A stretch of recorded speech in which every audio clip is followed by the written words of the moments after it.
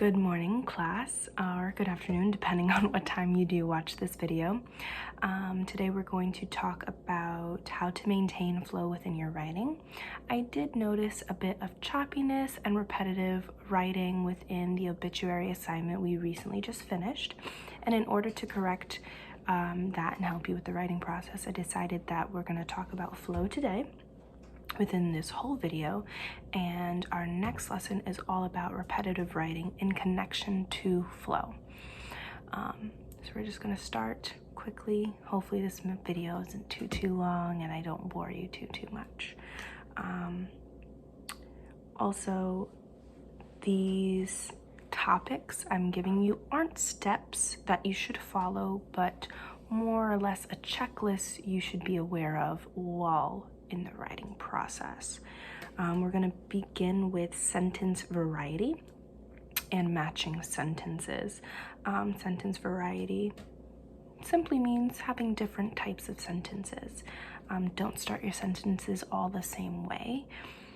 Have different transitional phrases, start with a different subject, and so on and so forth.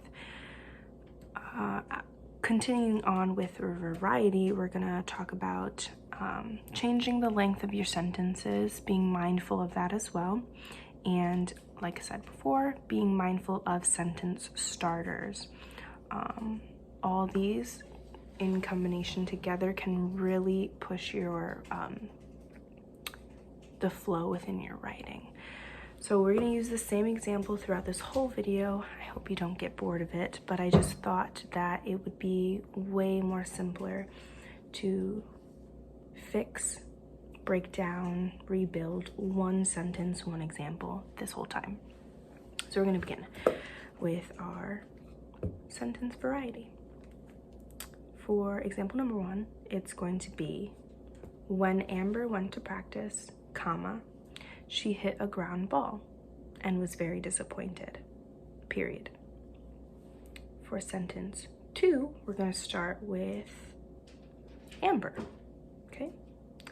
Amber went to practice, comma, where she hit a ground ball and was very disappointed, period. Not much changed within that sentence, except we started with a different word. So from example 1, we started when Amber went to practice. In comparison with sentence 2, it was Amber went to practice, comma, where. It just simply gives you a different way of saying the same exact thing.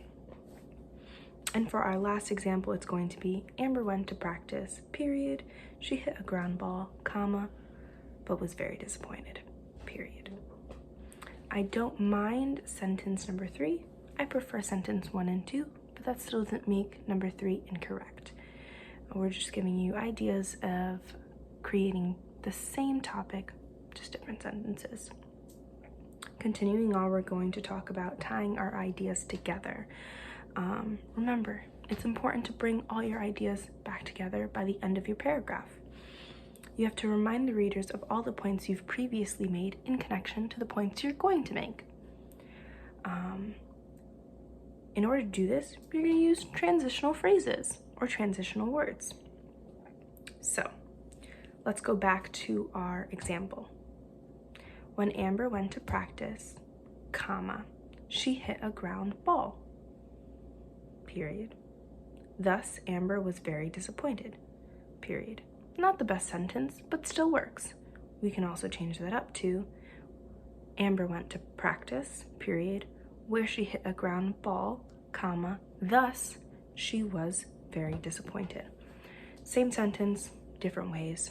Variety, tying our ideas together, they all combine into the goal of having flow within your paragraphs. Continuing with connecting your ideas is to use pronouns to refer to nouns. So instead of saying, Amber went to practice, period, Amber hit a ground ball, period, Amber was very disappointed, period, we decided to use she or they, depending on what pronouns. So we can switch it up for this sentence. If Amber was non-binary or gender non-conforming, it would be Amber went to practice, comma, they hit a ground ball and they were very disappointed. Simple. You just have to switch it up here and there. Also, for our last point in tying your ideas together, repeat your keywords. I don't know if we should use this exact example within this, within our Amber sentences, but for your essays, repeating key phrases and key ideas is super important for the obituary because you're giving more and more detail.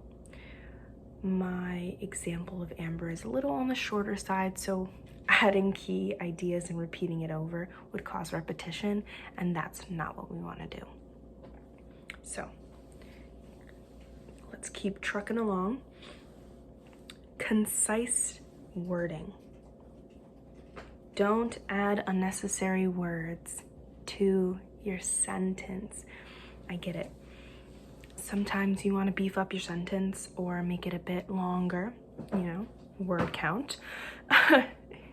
But quality over quantity is important. Don't add random details, random words, random transitional phrases. It's unnecessary. Keep it short and simple. That's the best way to do it.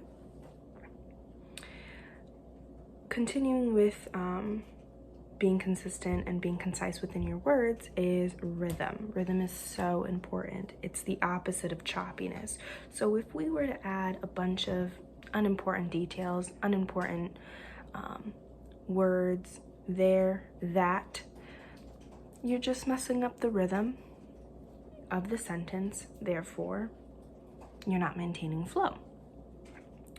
So a good example is within our English vernacular, within me and you speaking conversations, we tend to say that a lot.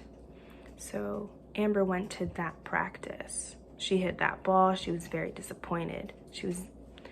There's no reason for me to add that.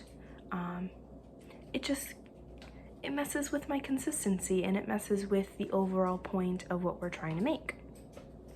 Choppiness. It's unnecessary. And when it comes to writing, choppiness is very hard because you can't have flow when your sentences are choppy. Honestly, the easiest example of like super choppiness is when you don't use pronouns in reference to your nouns that you've already used. So, Amber went to practice. Amber hit a ground ball. Amber was disappointed. We're repeating Amber over and over and over again, which is causing repetition, repetitive writing, and that's what we're gonna learn next class. Be consistent with your details. This also connects to your tying of ideas together, the consistency of your words, your rhythm. We don't want extra details that are unnecessary to the overall meaning of your sentence. So, a good example of inconsistency would be Amber went to practice, period.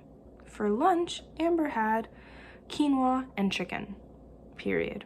At practice, she hit a ground ball and was very disappointed. What was unnecessary? Quinoa and chicken. We don't need to know what she had for lunch. Obviously, this is a really bad example, but it's something to be wary of, just adding details that have absolutely nothing to do with the meaning overall. We could even say, Amber went to practice, period. She wore blue cleats, period. At practice, she hit a ground ball and was very disappointed. While we love the fact that Amber has blue cleats, gorgeous, cool, love it.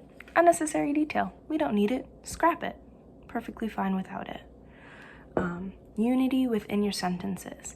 So unity is just also consistency within your details. If we're talking about practice and we're talking about Amber being in practice, that's all we're talking about in the moment. we need to unify these sentences. We're not going to add what Amber did after practice or what Amber did during the day before practice. There needs to be unity and consistency with your overall meaning. And lastly, the best way to maintain flow or to fix flow is to read your paragraph, your sentences aloud. If you read it out loud, the likelihood of you not maintaining flow is very, very different. You're gonna pick up on things that are too repetitive, you're gonna pick up on things that are too choppy, and you're gonna fix them. So, remember, what did we figure out today? Sentence variety. Different sentences, different lengths. Diversity within your paragraph. Tie your ideas together. Make sure that all your important things are together.